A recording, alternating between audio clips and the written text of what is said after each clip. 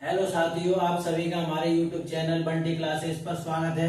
हम आपके लिए MPDL प्रथम वर्ष का पूरा कोर्स हल कराने वाले हैं, तो आप हमारे साथ जुड़ जाइए।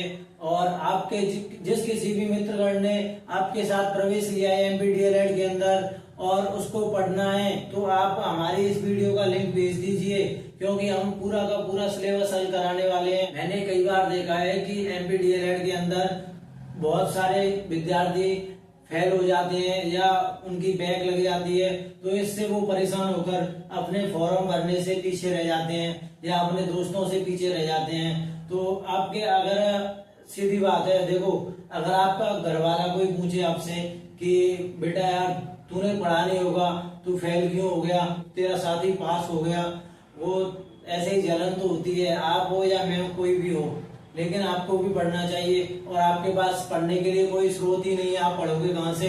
तो हम आपके लिए इन्हीं सारी चीजों को ध्यान में रखते हुए हम आपके लिए कोर्स लेकर आए हैं। हम आपको पूरा का पूरा सिलेबस हल कराएंगे। हम आपको 10 प्रश्न पत्र होते हैं, पूरे 10 पेपर होते हैं हमारे MP के अंदर। MP प्रथम वर्ष 10 पेपरों की पूरी अच्छी से तैयारी कराएंगे, क्योंकि हम आपके लिए पूरा का पूरा सिलेबस लेकर आए हैं। हम पहले तो कराएंगे प्रथम वर्ष का, उसके बाद कराएंगे द्वितीय वर्ष का, क्योंकि मैं अकेला ही हूँ आपके साथ। और सोचो, मैं आपको प्रथम वर्ष और द्वितीय वर्ष दोनों का पढ़ाऊंगा, तो आपको कितनी मेहनत करनी पड़ेगी, क्योंकि आपको लाना है 90 प्लस क्यों लाना है? क्योंकि मैं हूँ आपके साथ। अगर मेहनत करोगे तो सब कुछ आसान है, अगर मेहनत नहीं करोगे तो आसान तो कुछ भी नहीं है। अब ये मेरी पानी की बोतल रखी है, मैं उसको बोलूं कि वो आजा, क्योंकि उसको पीने के लिए भी मुझे मेहनत करनी पड़ेगी। इसीलिए मेहनत करना जरूरी है। आपको भी मेहनत करनी है और मुझे भी मेहनत करनी है। हमको 90 प्लस बनानी है। क्यों बनानी है? हमें अपने घर वालों को, रिश्तेदारों को और आपके जो पड़ोसी जो जलते हैं ना आपसे, उनके लिए, क्योंकि वो कहते हैं ये तो पढ़ता ही नहीं है, ये डोलता है। भाई डोलना वो एक अलग बात है। अगर डोलेंगे नहीं तो हमारा शारीरिक विकास कैसे होगा? अगर हम घर से बाहर नहीं निकलेंगे तो सामाजिक विकास कैसे होगा? वही सारी की सारी चीजें हम आपको यहाँ पर बताएंगे, जो कि हमारे DLED प्रथम वर्ष और द्वितीय वर्ष के सिलेबस में है। अब हम पहले से ही आपके हमारा पहला प्रश्न पत्र ही गवर्नमेंट ने वो दे दिया है, जिसके अंदर पूरी की पूरी साइकोलॉजी है या मनोविज्ञान है। क्योंकि मनोविज्ञान में क्या होता है? मनोविज्ञान में हम व्यक्ति के ऊपर से नीचे तक, हम व्यक्ति के शारीरिक, मानसिक, सामाजिक और सांस्कृतिक, राजनीतिक जितने भी सारे विकास होते हैं, भाषा विकास या जो कोई भी विकास होता है, वो सारा का सारा हमको मनोविज्ञान में पढ़ने को मिलता है। इसका प्रारंभ कहाँ से होता है? साइंस का भी निर्माण मनोविज्ञान से हुआ है। तो इसीलिए आप हमारे साथ जुड़े रहिए। हम आपको वो तैयारी कराने वाले हैं, क्योंकि आपको लाना है 90 प्लस और हम करेंगे मेहनत, तो आप भी करोगे मेहनत। तो चलते हैं, हम देखते हैं। आज हमारा पहली क्लास है, तो हमको देखना है कि हमारा प्रश्न पत्र पहले का कौन सी, हमारा प्रश्न पत्र पहला है वो, हमारा पेपर कौन सा होगा? पहले नंबर का हमारा पहला पेपर होगा बाल्यावस्था एवं बाल विकास का। ये हमारा प्रश्न पत्र पहला है। तो आप इसका सिलेबस देखिए, और इस सिलेबस के अंदर से कहां से कौन से प्रश्न पूछे जाते हैं, तो हम आपको बताते हैं इसके बारे में। हाँ, तो साथियों चलते हैं, हम देखते हैं क्या क्या पूछा जाने वाला है हमको MPDL प्रथम वर्ष के पहले पेपर के अंदर। हमारा पहला प्रश्न पत्र किस प्रकार का आएगा हमारे सामने, क्योंकि हम पहली बार देखेंगे, सब कुछ हमको अलग मिलेगा और हमें किस तरीके से उसको हल करना है। मैं आपको पेपर से पहले पेपर कराऊंगा, जो मॉडल होते हैं ना, वो बस आप जुड़े रहना हमारे साथ शुरू से लेकर अंत तक। और आपकी परीक्षा इतनी आसान लगेगी आपको कि हमने तो सोचा नहीं था कि ऐसा भी होता है, क्योंकि वो पूरा का पूरा सिलेबस आपको मेरे हाथों से हल होगा। और पूरा का पूरा जो पेपर आएगा, आपको पेपर से पहले पेपर का ब्लूप्रिंट मैं दूंगा आपको, और उसके मॉडल हल कराऊंगा, क्योंकि आपको लाना है 90 प्लस। तो देखिए किस तरीके से, किस इकाई से हमने राज्य प्रदेश DLED के प्रथम वर्ष के प्रथम प्रश्न पत्र को 5 इकाइयों में बांट रखा है, और 5 इकाइयों में से हमें क्या क्या पढ़ना है और किस किस इकाई में से कितने कितने अंक का प्रश्न पूछे जाते हैं हमसे, तो वो देखते हैं हम। हमारी पहली इकाई कौन सी है? हमारी पहली इकाई है विकास संबंधी दृष्टिकोण। विकास संबंधी दृष्टिकोण में हमें क्या क्या पढ़ना है और इससे हमको किस किस प्रकार के प्रश्न पूछे जाएंगे और कौन कौन से कितने कितने अंकों के पूछे जाएंगे। तो हमसे इसमें से कुल 15 अंक के प्रश्न पूछे जाने हैं। तो हमारी इकाई नंबर 1 के अंदर से हमारी पहली इकाई कौन सी है? हमारी पहली इकाई है विकास संबंधी दृष्टिकोण। और दूसरी इकाई कौन सी है? दूसरी इकाई है शारीरिक गत्यात्मक विकास। शरीर के अंदर जो शारीरिक विकास होता है, जैसे हाइट या लंबाई का बढ़ना, मोटा होना, ये शारीरिक विकास होता है। शरीर के अंगों का विकास होना या उनमें वृद्धि या बड़े होना, उसी को हम शारीरिक विकास बोलते हैं। गत्यात्मक विकास, गति, जैसे शरीर के अंग गति करना प्रारंभ कर देते हैं, ये जल्दी से पहले बचपन में वो आराम से बच्चे धीरे धीरे करते हैं, यही गति होती है। गति होती है हमारी एक तो आंतरिक से बाहर की तरफ और एक मस्तकोन्मुखी, मतलब सिर से लेकर के पैरों की तरफ, इसे बोलते हैं मस्तकोन्मुखी। और इसमें से हमको कुल 13 अंकों के प्रश्न पूछे जाने हैं। और हमारी इकाई नंबर 3 है भाषा सामाजिक एवं भावनात्मक विकास। भाषा का सामाजिक एवं भावनात्मक विकास, इससे हमको कितने अंकों के प्रश्न पूछे जाने हैं? कुल 15 अंकों के प्रश्न पूछे जाने हैं। और इसमें क्या क्या दिया गया हमको? इसमें दिया है बोलना एवं भाषा विकास और सामाजिक विकास। ये सारा का सारा हम आपको इकाई बाई इकाई पूरा का पूरा हल कराने वाले हैं। तो बस जुड़े रहिए हमारे साथ। बंटी क्लासेस चैनल को सब्सक्राइब जरूर कर लीजिए और आप हमारी फुल वीडियो को वॉच करें, क्योंकि इससे आपको वो प्रॉफिट होने वाला है, क्योंकि ये सारी चीजें आपको हर जगह प्रोवाइड नहीं होती हैं, हर जगह नहीं मिलती हैं। वो हम आपके लिए लेकर आए और आप आज से ही, ये हमारी पहली क्लास है, आप आज से ही अपने नोट्स बनाना स्टार्ट कर दें, जिससे आपको पेपर टाइम पे ढूंढना ना पड़े कि कहाँ से हमको पढ़ना है। अब पेपर टाइम आ गया आपका, तो आपके पास नोट्स नहीं होंगे तो आप कहाँ से पढ़ोगे। अगर आप वीडियो को फिर से देखोगे तो उसमें टाइम बहुत लगेगा, तो समझ सकते हो आप, ये भी रह जाएगा, वो भी रह जाएगा, सब कुछ रह जाएगा। पेपर में आप फेल नहीं होना है हमें। वीडियो को देखो आराम से और नोट्स बनाओ, और नोट्स बनाने के बाद उसका रिवीजन करते रहो। हमारी इकाई 3 कौन सी है? भाषा का सामाजिक विकास एवं भावनात्मक विकास। इससे 15 अंकों के प्रश्न पूछे जाने हैं। और इकाई नंबर 4 से कितने अंकों के प्रश्न पूछे जाएंगे? इकाई 4 से पूछे जाएंगे 15 अंकों के। और इसका इकाई 4 कौन सी? हमारी सामाजिकरण का संदर्भ। सामाजिकरण या सामाजिक विकास, सांस्कृतिक विकास, भावनात्मक, ये सारा का सारा आ जाएगा इसी में। और हमारा इकाई नंबर 5 है। इकाई 5 है हमारी बचपन। इससे कितने अंकों के प्रश्न पूछे जाने हैं? इससे कुल 12 अंकों के प्रश्न पूछे जाने हैं। तो हमारा पूरा का पूरा सिलेबस तो ये है, एक बार देख लीजिए और इसको नोट कर लीजिए अपनी नोटबुक में। और अब हम आपको बताते हैं कि किस प्रकार के हमारे पास प्रश्न पूछे जाएंगे इसमें से और कैसे कैसे पूछे जाएंगे। तो बाल अवस्था एवं बाल विकास से किस किस प्रकार के प्रश्न पूछे जाएंगे। तो इसके बाद हमें पहले नंबर पे और 5 क्वेश्चन मिलेंगे एक नंबर के।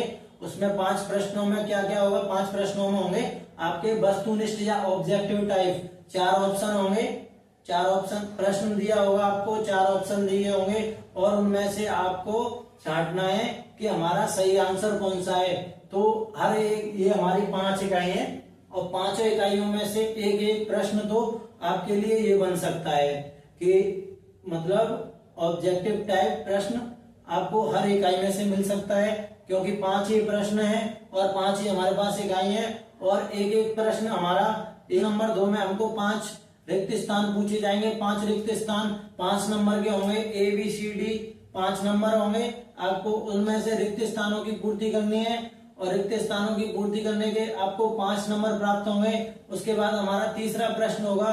तीसरा प्रश्न भी हमारा 5 अंक का होगा, क्योंकि 5 अंकों में वहां से हमको अति लघुरात्मक प्रश्न पूछे जाएंगे। मतलब एक लाइन में प्रश्न का उत्तर देना है आपको।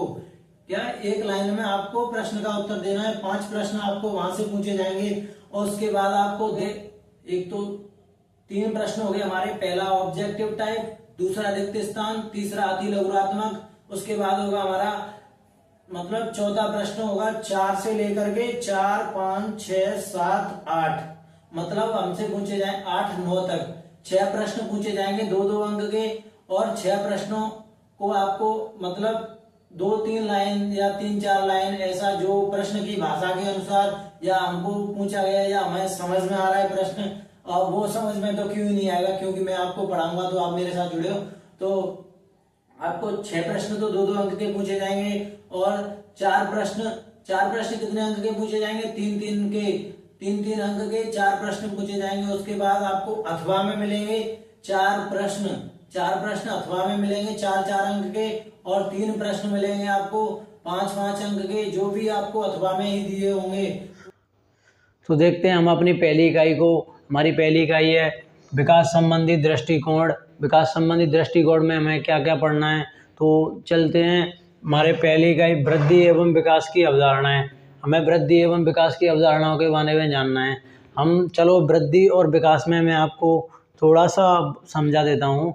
वृद्धि किसे बोलते हैं, विकास किसे बोलते हैं। वृद्धि के अंदर तो केवल शारीरिक विकास की ओर ध्यान दिया जाता है, और विकास की तरफ शारीरिक एवं गुणात्मक या भावात्मक भाषा विकास, मतलब उसमें बहुत सारी विकास के अंदर सभी चीज़ों को शामिल किया जाता है। और विकास जन्म से लेकर जीवन पर्यंत तक चलता है।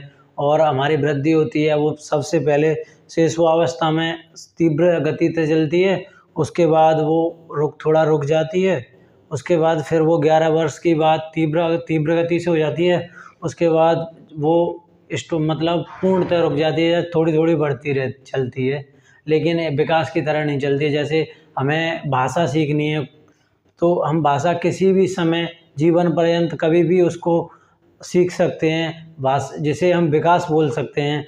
और जबकि शारीरिक विकास है वो हमारा 18 की उम्र या परिपक्वता पूर्ण होने पर वो रुक जाता है, जबकि विकास के साथ ऐसा नहीं होता है। विकास हमेशा चलता रहता है जन्म से लेकर जीवन पर्यंत तक। तो देखते हैं हम वृद्धि एवं विकास की तरफ। हम वृद्धि क्या बोलते हैं, वृद्धि का सामान्य अर्थ क्या है, तो आप अपने नोट्सों में लिख ही लीजिए। हम सबसे पहले वृद्धि के बारे में बताते हैं। तो वृद्धि किसे बोलते हैं, वृद्धि है, इसका तात्पर्य व्यक्ति शरीर के आकार में वृद्धि से है। मतलब वही है कि जो वृद्धि होती है उसका सामान्य तात्पर्य क्या है, उसका सामान्य तात्पर्य है शरीर के अंगों में विकास, शरीर के अंगों में वृद्धि होना या शरीर के अंगों में परिवर्तन होना।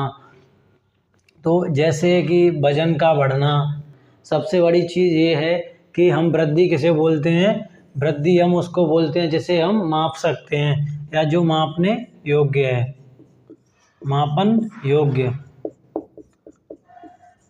वृद्धि क्या होती है, वृद्धि एक मात्रात्मक इकाई है। क्या है, मात्रात्मक इकाई। वृद्धि के बारे में हम कह सकते हैं कि वृद्धि ओनली एक मात्रात्मक इकाई है। तो जैसे वजन, लंबाई और आंतरिक अंगों का बढ़ना ही वृद्धि कहलाता है। वृद्धि हम किसे बोलते हैं, वृद्धि कहते हैं हम, वृद्धि का क्या तात्पर्य है, वृद्धि का तात्पर्य है, इसका तात्पर्य व्यक्ति के शरीर के आकार में वृद्धि से है। और जैसे कि वजन का या हम किसी का माप सकते हैं, किसी भी चीज़ का वजन माप सकते हैं हम, किसी भी व्यक्ति के किसी भी अंग का वजन माप। तो ऐसे ही और वजन, लंबाई और आंतरिक अंगों का बढ़ना हमारे शरीर के अंदर, जैसे कि बहुत आंतरिक अंग होते हैं, जैसे हृदय है, फेफड़े हैं, और ये हमारी छोटी आंत, बड़ी आंत हैं, आमाशय है। इनका जन्म के समय आकार छोटा होता है, और ये जैसे ही जैसे हम बड़े होते जाते हैं, जैसे ही जैसे हम बड़े होते जाते हैं वैसे ही वैसे इनका भी इनके अंदर भी वृद्धि होती है। तो इसके बाद देखते हैं हम वृद्धि की परिभाषा। वृद्धि की परिभाषा दी थी हमारे एक हर्बर्ट सोरेनसन ने दी थी। वृद्धि की परिभाषा किसने दी थी, वृद्धि की परिभाषा दी थी हर्बर्ट सोरेनसन ने। किसने, हर्बर्ट। वृद्धि की परिभाषा किसने दी थी, वृद्धि की परिभाषा दी थी हर्बर्ट सोरेनसन ने। तो देखते हैं वृद्धि की परिभाषा हर्बर्ट सोरेनसन ने क्या दी थी। हर्बर्ट सोरेनसन ने कहा था कि सामान्य रूप से अभिवृद्धि शब्द का प्रयोग शरीर और उसके अंगों, भार और आकार में वृद्धि के लिए किया जाता है। इससे वृद्धि का मापन किया जा सकता है। मैंने अभी बोला था आपको कि वृद्धि मापन योग्य है, जबकि विकास मापन योग्य नहीं है। लेकिन ये शामिल है, विकास के अंदर वृद्धि को सम्मिलित किया जा सकता है, लेकिन विकास को वृद्धि के अंदर सम्मिलित नहीं किया जा सकता। तो सोरेनसन की क्या परिभाषा है, एक बार और देख लीजिए इसको। सामान्य रूप से अभिवृद्धि शब्द का प्रयोग, सामान्य रूप से अभिवृद्धि शब्द का प्रयोग शरीर और उसके अंगों का भार, शरीर और उसके अंगों का भार और आकार में वृद्धि के लिए किया जाता है। इस वृद्धि का मापन किया जा सकता है। अभिवृद्धि केवल शारीरिक पक्ष को प्रकट करती है। अभिवृद्धि जो होती है, वृद्धि होती है, वो कौन से पक्ष को प्रकट करती है? वृद्धि में हम सिर्फ उस शारीरिक परिवर्तन या शारीरिक पक्ष को ही देख सकते हैं। इसके बाद हम देखते हैं विकास के अवधारणा के बारे में। विकास का सामान्य अर्थ क्या है? सामान्यतः बालक में होने वाले वे परिवर्तन जो विकास की एक अवस्था से दूसरी अवस्था में विभिन्न रूपों में प्रकट होते हैं, या किसी बालक की वह अवस्था एक अवस्था से, जैसे कि बालक की शिशुअवस्था से कौन सी, बाल्यावस्था तक, शिशुअवस्था से बाल्यावस्था तक बालक के अंदर जो परिवर्तन आते हैं उसे हम विकास कहते हैं। जैसे बालक शिशुअवस्था में 2 वर्ष की आयु तक चलना सीख जाता है, लेकिन बोलने में उसको हिचकिचाहट आती है, और अगर वो 3 साल का हो जाता है तो आसानी से स्पष्ट शब्द बोल सकता है और वो बिना किसी सहारे के चल सकता है। और शिशुअवस्था से बाल्यावस्था में बालक के अंदर परिवर्तन होते हैं, और बाल्यावस्था से कौन सी अवस्था में, बाल्यावस्था से किशोरावस्था में, किशोरावस्था से प्रौढ़ावस्था में जो बालक के अंदर परिवर्तन आते हैं उसी को हम विकास बोलते हैं। और यही हमको, हमारा सामान्य अर्थ क्या है विकास का? हमारे विकास का सामान्य अर्थ है बालक में होने वाले वे परिवर्तन जो एक अवस्था से दूसरी अवस्था में हमको दिखाई देते हैं, उसे हम क्या बोलते हैं? उसको हम विकास बोलते हैं। तो हमारी श्रीमती हरलोक के द्वारा विकास की परिभाषा दी गई है। विकास की परिभाषा क्या है देखते हैं हम श्रीमती हरलोक की। हमारी श्रीमती हरलोक की कौन सी परिभाषा है? विकास केवल अभिवृद्धि तक ही सीमित नहीं है, बल्कि इसमें प्रौढ़ावस्था के लक्ष्य की ओर परिवर्तन का प्रगतिशील क्रम निहित रहता है। हाँ जी, हमारी श्रीमती हरलोक के द्वारा कहा गया है कि जो हमारा विकास है वो अभिवृद्धि तक ही सीमित नहीं है।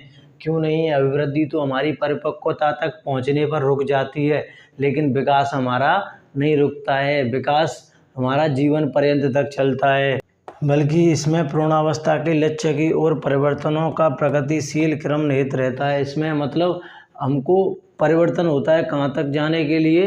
वृद्धावस्था या प्रौढ़ावस्था की ओर जाने के लिए इसमें विकास के अंदर उसका परिवर्तन निहित रहते हैं। और विकास के बारे में एक और कथन कहा है हमारी श्रीमती हरलोक के द्वारा कि विकास के अंदर जो परिवर्तन आते हैं उनसे वो एक नई विशेषताएं, बालक के अंदर जो परिवर्तन आते हैं उनसे बालक एक नवीन विशेषताएं और एक नवीन योग्यताएं, क्या नवीन विशेषताएं और नवीन योग्यताएं ग्रहण या प्रकट करता है। तो विकास के फलस्वरूप बालक में नवीन विशेषताएं और नवीन योग्यताएं प्रकट होती हैं। जैसे कि बालक के अंदर किसी कार्य को करने की क्षमता शिशुअवस्था में नहीं होती है, वह उस कार्य को कौन सी अवस्था में, बाल्यावस्था में जाकर उसको हल कर देता है। तो श्रीमती हरलोक के द्वारा ये कथन कहा गया है कि विकास के फलस्वरूप बालक के अंदर नवीन विशेषताएं एवं नवीन योग्यताएं प्रकट होती हैं।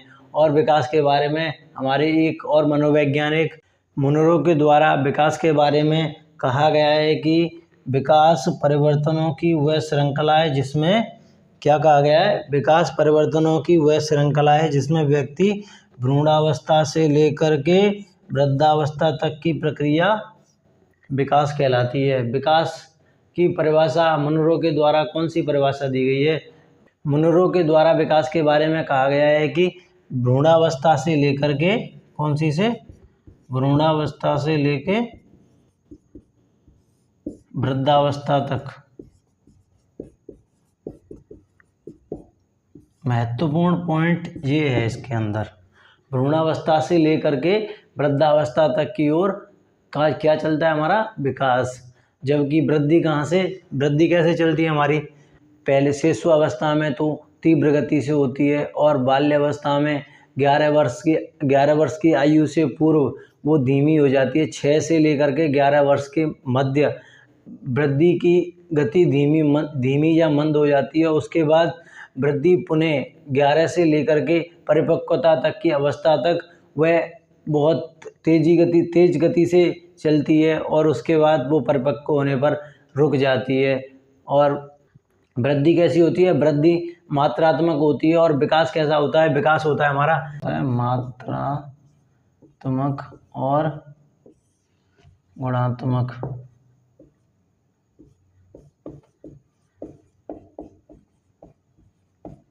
जबकि अभिवृद्धि कैसी होती है हमारी?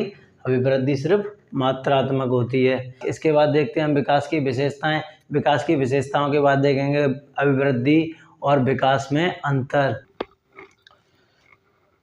हाँ तो दोस्तों चलते हैं हम विकास की विशेषताओं की तरफ। हमारी पहली विकास की विशेषता कौन सी है? हमारी पहली विकास की विशेषता है विकास जीवन पर्यंत चलने वाली प्रक्रिया है। विकास कैसी है? विकास हमारी एक जीवन पर्यंत चलने वाली प्रक्रिया है।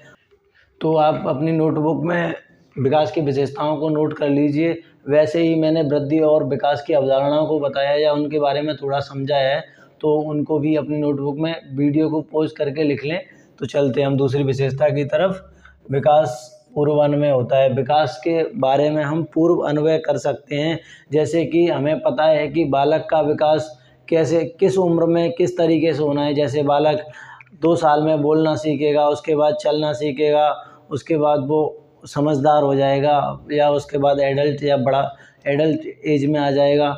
ऐसे ही विकास का पूर्वान्वय किया जा सकता है या किए जाने योग्य है। और वृद्धि का पूर्वान्वय नहीं किया जा सकता है क्योंकि वृद्धि तो कभी भी रुक सकती है। जब किसी व्यक्ति को वातावरण से उस व्यक्ति के विकास, उस व्यक्ति के वृद्धि के लिए, ग्रोथ के लिए उसको जो आवश्यक वस्तुएं या आवश्यक स्रोत होते हैं वो उपलब्ध नहीं होते हैं, तो उसकी वृद्धि रुक जाती है। इसके बाद देखते हैं हम अगली विशेषता की तरफ। हमारी अगली विशेषता है विकास की पुनरावृत्ति होती है। हाँ जी, विकास कैसा है हमारा? विकास पुनरावृत्ति है। क्योंकि जो व्यक्ति के अंदर बचपन के अंदर जो क्रियाएं होती हैं वही क्रियाएं अंत में जाकर बुढ़ापे या वृद्धावस्था के अंदर होती हैं। इसके बाद देखते हैं हम अपने अगली विशेषता, विकास वंशानुक्रम तथा वातावरण का गुणज है। विकास कैसे होता है हमारा? विकास के अंदर किस किस चीज़ का प्रभाव पड़ता है? विकास के अंदर वंशानुक्रम या आनुवांशिकता और वातावरण का प्रभाव पड़ता है। ये दोनों का बहुत ही एक महत्वपूर्ण योगदान रहता है व्यक्ति के विकास के लिए। किसका? वंशानुक्रम और वातावरण का। अगर व्यक्ति को जो उसको वातावरण चाहिए वो ना मिले तो उसका अच्छे से विकास नहीं हो पाएगा या उसकी वृद्धि नहीं हो पाएगी। वृद्धि विकास का ही हिस्सा है। अगर वृद्धि नहीं होगी तो बालक का विकास अच्छा कैसे होगा? जब और उसको अगर उसके गुणों में या आनुवंशिक कोई रोग आता है तो उससे व्यक्ति का विकास रुक जाता है। इसीलिए हमारे विकास में वातावरण और आनुवंशिकता बहुत ही उपयोगी हैं। और विकास और आनुवंशिकता ये दोनों एक दूसरे के गुणज हैं। इसके बाद देखते हैं हम अगली विशेषता, विकास की एक निश्चित दिशा होती है। जी हाँ, विकास हमारा एक निश्चित दिशा में चलता है, जैसे उसको बढ़ना है, जबकि वृद्धि नहीं चलती है। चलो वो मैं अभी आपको अंतर में बता दूंगा, अभी आप भटक जाओगे इधर से उधर। विकास हमारा कैसे चलता है? विकास हमारा एक निश्चित दिशा में चलता है या सीधी दिशा में चलता है। ये हमारा विकास का ग्राफ होता है। और विकास व्यक्तिगत विभिन्नताओं के द्वारा प्रभावित होता है। विकास किससे प्रभावित होता है? विकास व्यक्तिगत भिन्नताओं से प्रभावित होता है। और इसके बाद देखते हैं विकास सामान्य से विशिष्ट की ओर चलता है। विकास सामान्य से विशिष्ट की ओर कैसे चलता है? व्यक्ति पहले तो सामान्य क्रियाएं करता है, उसके बाद वो कठिन कार्य करता है, या पहले व्यक्ति सामान्य या सरल चीज़ों को ग्रहण करता है या सीखता है, उसके बाद वह कठिन चीज़ों को सीखता है। इसके बाद देखते हैं हम अगली विशेषता, विकास में परिपक्वता, वृद्धि, क्षमता तथा अधिगम सभी निहित हैं। विकास हमारा वो है, विकास हमारा या डेवलपमेंट हम उसे बोलते हैं जिसके अंदर, विकास किसे बोलते हैं? विकास हम उसे बोलते हैं जिसके अंदर वृद्धि, अधिगम, परिपक्वता, ये सभी सारी की सारी चीज़ें किसके अंदर निहित होती हैं? ये सारी की सारी विकास के अंदर निहित होती हैं। तो इसके बाद चलते हैं हम एक बार और देख लेते हैं हमारी विशेषताएं क्या हैं, इनको लिख लेना जरूर, ये बहुत ही महत्वपूर्ण है। विकास जीवन पर्यंत चलने वाली प्रक्रिया है।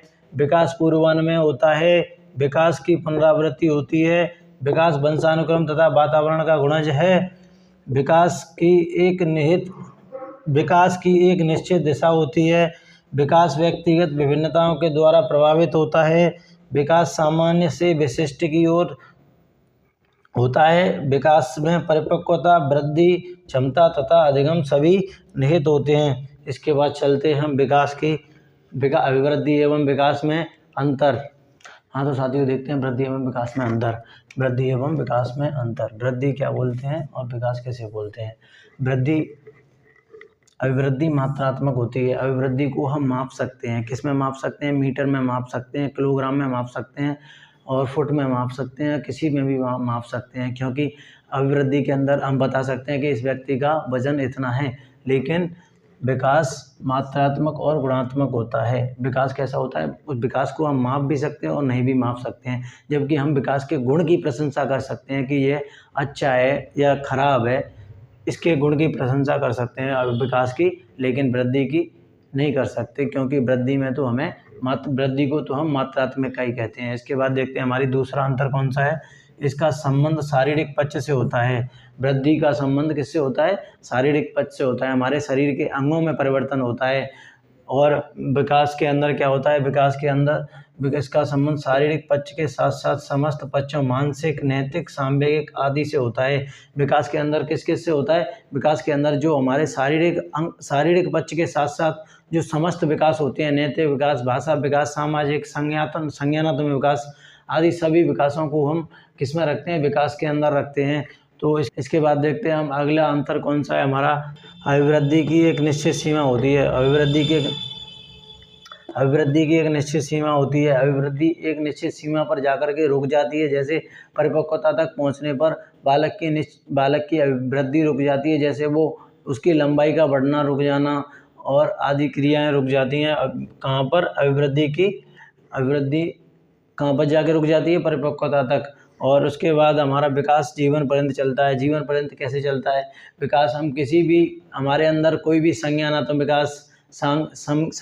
विकास, सामाजिक विकास किसी भी समय, किसी भी अवस्था में हो सकता है। इसीलिए विकास हमारा कैसा है? जीवन पर्यंत चलने वाली प्रक्रिया है। और अभिवृद्धि मापन योग्य है। अभिवृद्धि को हम माप सकते हैं कि ये हमारी लंबाई कितनी है, 5 फुट 4 इंच है, 5 फुट 10 इंच है या 6 फुट है, या ऐसे हम माप सकते हैं। लेकिन विकास कैसे कहिए? विकास मूल्यांकन योग्य इकाई है। विकास का हम मूल्यांकन कर सकते हैं। विकास के बारे में कह सकते हैं कि यह अच्छा है या खराब है, या बहुत अच्छा है या ये बहुत खराब है। क्यों? जबकि हम किसके बारे में? वृद्धि के बारे में नहीं कह सकते, क्योंकि वृद्धि मापने योग्य है। और अभिवृद्धि एकीकृत प्रक्रिया नहीं है। अभिवृद्धि एकीकृत प्रक्रिया क्यों नहीं है? अभिवृद्धि एकीकृत प्रक्रिया इसीलिए नहीं है क्योंकि इसके अंदर सिर्फ एक ही पक्ष का विकास होता है। वो हमारा एक ही पक्ष कौन सा है? वो हमारा शारीरिक पक्ष है। जिस शारीरिक शरीर के अंगों में परिवर्तन होता है, ना कि किसी भी और के अंदर। इसीलिए वृद्धि किस प्रकार की प्रक्रिया है? वृद्धि एक एकीकृत प्रक्रिया नहीं है। वृद्धि कैसी प्रक्रिया नहीं है? वृद्धि एक एकीकृत प्रक्रिया नहीं है। जबकि विकास कैसा है हमारा? विकास एक एकीकृत प्रक्रिया है। विकास एकीकृत प्रक्रिया क्यों है? क्योंकि विकास के अंदर समावेशी विकास या सभी का विकास होता है। जैसे मानसिक विकास, नैतिक विकास, सांवेगिक विकास आदि का सबका किसके अंदर सबको किसके अंदर निहित किया गया है? सबको हमने विकास के अंदर निहित किया गया है। इसीलिए विकास कैसा है? विकास एक एकीकृत प्रक्रिया है। तो हमने आज वृद्धि एवं विकास की अवधारणाओं के बारे में जाना और कुछ परिभाषाएं देखी और विकास की विशेषताएं देखी, और उसके बाद वृद्धि एवं विकास में अंतर देखा। हाँ तो साथियों, वृद्धि एवं विकास की अवधारणा हमारा पहला टॉपिक क्लियर होता है। तो आप इसको अच्छे से अपने नोटबुक में नोट कर लें और इसका रिवीजन, या आप इसको अच्छे से लिख के आप इसका एक बार रिवीजन जरूर कर लें। और मैं आपको एक बार उसका पूरा का पूरा रिवीजन करा देता हूँ। वृद्धि किसे बोलते हैं? वृद्धि कहते हैं हम शरीर के आकार में वृद्धि होना या शरीर के आकार में परिवर्तन होना ही हम उसको वृद्धि कहते हैं। हर्बर्ट सोरेनसन के द्वारा परिभाषा दी गई है। उन्होंने बताया कि वृद्धि का जो वृद्धि है वो शरीर के आकार में परिवर्तन ही है। शारीरिक पक्ष को महत्वपूर्णता दी है। और हाँ, वृद्धि के बारे में हमारे एक और मनोवैज्ञानिक थे, फ्रैंक ने वृद्धि के बारे में कहा है कि वृद्धि एक कोशीय गुणात्मकता है। तो इसके बाद हम विकास की तरफ चलते हैं। विकास में क्या क्या पढ़ा था? विकास हम किसे बोलते हैं? विकास हम बोलते हैं, विकास के अंदर विकास का सामान्य तात्पर्य क्या है? विकास का सामान्य तात्पर्य एक अवस्था से दूसरी अवस्था में परिवर्तनों का दिखाई देना या प्रकट होना ही हमारा क्या होता है? वो होता है हमारा विकास। और विकास के बारे में हमारी श्रीमती हरलोक के द्वारा एक परिभाषा दी गई है। श्रीमती हरलोक ने कहा है कि विकास अभिवृद्धि तक ही सीमित नहीं है, यह व्यक्ति की पूर्णावस्था तक चलता है। और उन्होंने एक यह बात भी कही है कि बालक में विकास के फलस्वरूप उसमें नवीन योग्यताएं एवं नवीन विशेषताएं प्रकट होती हैं। और विकास के बारे में मुनरो की ये भी एक परिभाषा है। उन्होंने कहा है कि विकास भ्रूणावस्था से लेकर भ्रूणावस्था की ओर चलता है, भ्रूणावस्था से लेकर भ्रूणावस्था की ओर चलता है। उसके बाद हमने विकास की विशेषताएं देखी। विकास हमारा जीवन पर्यंत चलता है और विकास के अंदर शारीरिक पक्ष के साथ साथ मानसिक विकास, नैतिक विकास, भाषा विकास, सामाजिक विकास सभी सम्मिलित होते हैं। और विकास हमारा कैसा होता है? पूर्वान्ह में होता है। विकास का हम पूर्व में, विकास पुनरावृत्ति होती है। और विकास किसका गुणज है? विकास वातावरण और वंशानुगत का गुणज है। तो विकास के विशेषताएं हमारी हैं। उसके बाद हम देखते हैं विकास के वृद्धि एवं विकास के अंतर। वृद्धि एवं विकास के अंतर क्या थे हमारे? अभिवृद्धि मात्रात्मक होती है, जबकि विकास मात्रात्मक या गुणात्मक होता है। और इसका संबंध शारीरिक पक्ष से होता है, जबकि विकास का संबंध किससे? शारीरिक पक्ष के साथ साथ सभी पक्षों से होता है, यानी नैतिक विकास, सामाजिक विकास, मानसिक विकास सभी से होता है। और अभिवृद्धि एक निश्चित सीमा की अभिवृद्धि होती है, वो हमारी एक निश्चित सीमा तक अभिवृद्धि की एक निश्चित सीमा होती है, जबकि विकास जीवन पर्यंत चलता है। और अभिवृद्धि मापन योग्य होती है, जबकि विकास मूल्यांकन योग्य होता है। और अभिवृद्धि एकीकृत प्रक्रिया नहीं है। अभिवृद्धि क्या है? एकीकृत प्रक्रिया नहीं, जबकि विकास हमारा क्या है? विकास हमारा एकीकृत प्रक्रिया है। तो हमारी आज की क्लास यहीं समाप्त होती है। आप हमारे साथ जुड़े रहें और हमारी बंटी क्लासेज आपके साथ हमेशा थी, हमेशा है और हमेशा रहेगी। आप हमारे चैनल को सब्सक्राइब जरूर कर लें अगर आप MP DLED या कहीं से DLED कर रहे हैं, क्योंकि DLED का हर अपडेट बंटी क्लासेज पर मिलता है। और DLED का हम पूरा का पूरा कोर्स आपके लिए करा रहे हैं। तो आप जुड़े रहिए हमारे साथ। मिलते हैं हम अगली क्लास में। जय हिंद, जय भारत।